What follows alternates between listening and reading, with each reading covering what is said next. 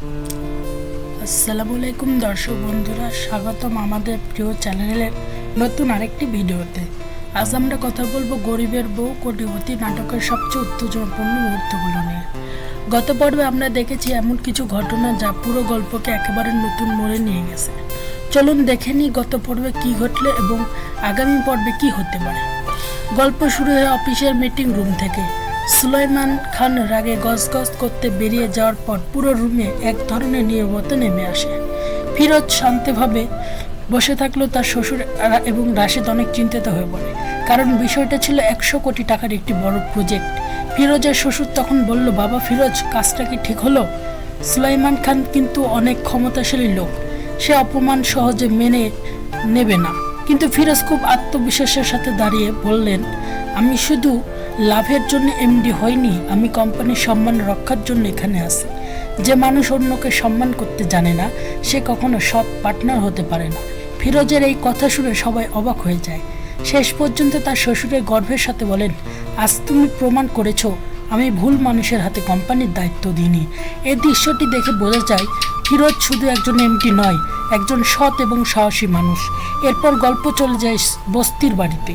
ফিরোজের স্ত্রী লামহা, যে আগে ছিল কোটিপতির মেয়ে, এখন বস্তির উঠানে বসে কাপড় কাচার চেষ্টা করছে।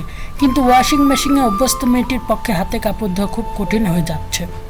সে বিরক্ত হয়ে বলে, এই জীবন আর ভালো লাগে না, মানুষ মেশিন ছাড়া কাপড় ধোয় কীভাবে? ঠিক তখন পাশ দিয়ে যাচ্ছিল রহিমা খালা। তিনি মজা করে বলেন, শহরের মাইয়া কাপড় কাচতে পারতেছো না, কিন্তু এখানে দেখা যায় লামহার পরিবর্তন। সে অহংকার না দেখে শান্তভাবে বলে, না খালা, আমি শিখে নেব। ঠিক তখনই ঘরের ভিতর থেকে একটা বড় শব্দ আসে। লামহা দৌড়ে গিয়ে দেখে ফিরোজের মা মাটিতে অজ্ঞান হয়ে পড়ে আছেন। এ দৃশ্য দেখে সে ভীষণ ভয় পেয়ে যায়। সে কাঁদতে কাঁদতে রহিমা খালাকে ডাকতে এবং দ্রুত হাসপাতালে নেওয়ার সিদ্ধান্ত নেয়। এখানে দেখা যায় আগের সেই অহংকারী মেয়েটি এখন পুরোপুরি বদলে গেছে। সে আর নিজের বিলাসিতা নিয়ে ভাবছে না, সে শুধু ভাবছে তার শাশুড়িকে কিভাবে বাঁচানো যায়। একদিকে অন্যদিকে সুলাইমান খানের অফিসে ভয়ঙ্কর রাগের দৃশ্য দেখা যায়। ফিরোজ তার ডিল বাতিল করে সে অপমানে পাগল হয়ে যায়। সে তার মাস্তানদের ডেকে বলে, ওকে শুধু মারলে হবে না, ওর অহংকার ভাঙতে হবে। এরপর সে ভয়ঙ্কর একটা পরিকল্পনা করে। সে আদেশ দেয় ফিরোজের বস্তির ঘর ভেঙে গুড়িয়ে দিতে। রাতে যখন ফিরোজ তার মাকে হাসপাতাল থেকে নিয়ে বস্তিতে ফিরে আসে, তখন সবকিছু শান্ত ছিল। কিন্তু হঠাৎ বাহিরে গাড়ির ব্রেক আর ভাঙচুরার শব্দ শোনা যায়। সুলাইমান খানের লোকজন বস্তিতে হামলা শুরু করে। তার চিৎকার করে বলে, বস্তির জমি এখন সুলাইমান খানের। ফিরোজ তখন সামনে এগিয়ে এসে তাদের চ্যালেঞ্জ করে। এরপর শুরু হয় তুমুল মারামারি। ফিরোজ একা কয়েকজনকে সামলালো, হঠাৎ পিছন থেকে একজন লাঠি নিয়ে আঘাত করতে যায়। ঠিক তখনই ঘটে সবচেয়ে চমকপ্রদ ঘটনা। ফিরোজের স্ত্রী লামহা ঘর থেকে একটি বাঁশ নিয়ে বেরিয়ে আসে এবং মাস্তানকে আঘাত করে। সে চিৎকার করে বলে, খবরদার, আমার স্বামীর গায়ে হাত দিবি না। এই দৃশ্য দেখে সবাই অবাক হয়ে যায়। একজন কোটিপতির মেয়ে আজ নিজের স্বামীকে বাঁচাতে লড়াই করছে। ঠিক তখনই শোনা যায় পুলিশের সাইরেন। পুলিশ এসে মাস্তানদের ধরে ফেলে এবং তাদের সাথে সাথে ফিরোজেরও শ্বশুর, তিনি আগে বুঝেছিলেন সুলাইমান খান এমন কিছু করতে পারে, তাই তিনি আগে পুলিশ নিয়ে এসেছিলেন। শেষে ফিরোজ অবাক হয়ে স্ত্রীর দিকে তাকিয়ে বলে, তুমি আমাকে বাঁচালে।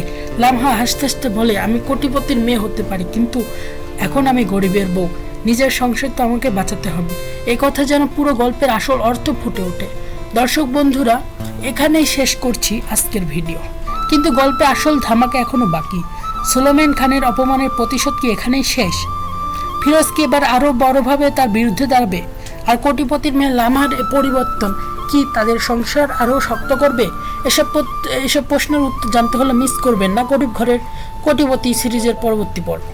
20 তারিখ শুক্রবার দুপুর 12টা শুধুমাত্র ফিল ফ্যাক্টরি ইউটিউব চ্যানেলে। ভিডিওটা যদি আপনাদের ভালো লেগে থাকে তাহলে অবশ্যই একটা লাইক দিবেন, কমেন্ট করে আপনাদের মতামত জানাবেন। আর যারা এখনও আমাদের চ্যানেলটি সাবস্ক্রাইব করেননি, তারা এক্ষুনি চ্যানেলটি সাবস্ক্রাইব করে বেল আইকনে ক্লিক করে রাখুন, যাতে নতুন ভিডিও আপলোড হওয়ার সাথে সাথেই নোটিফিকেশন পেয়ে যান। ধন্যবাদ সবাইকে।